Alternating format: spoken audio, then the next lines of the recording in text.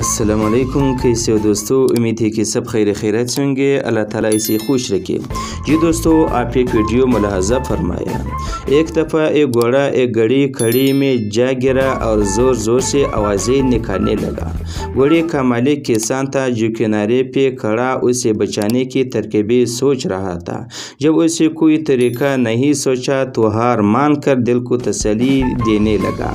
گھوڑا تو اب بوڑھا ہو چکا ہے، وہ اب میرے کام کا بھی نہیں رہا، چلو اسے یوں ہی چھوڑ دیتے ہیں اور کڑے کو آخر کسی دن بند کرنا ہی پڑے گا، اس لیے اسے بچا کر بھی کوئی فائدہ نہیں۔ یہ سوچ کر اس نے اپنے پڑوسیوں کی مدد لی اور کڑی کو بند کرنا شروع کر دیا۔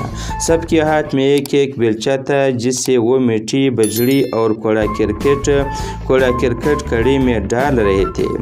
گھوڑے اس صورتحال سے بہت پریشان ہوا۔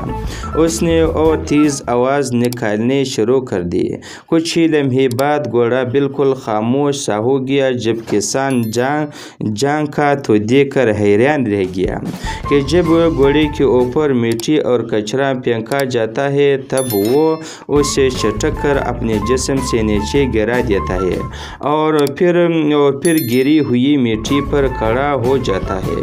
یہ سلسلہ کافی دیر تک چلتا رہا۔ اپنے پڑوسیوں کے ساتھ مل کر مٹی اور کچرا پھینکنا رہا اور گھوڑا اسے اپنے بدن سے ہٹا کر اوپر آتا گیا اور دیکھتے ہی دیکھتے اوپر تک پہنچ گیا اور باہر نکلا۔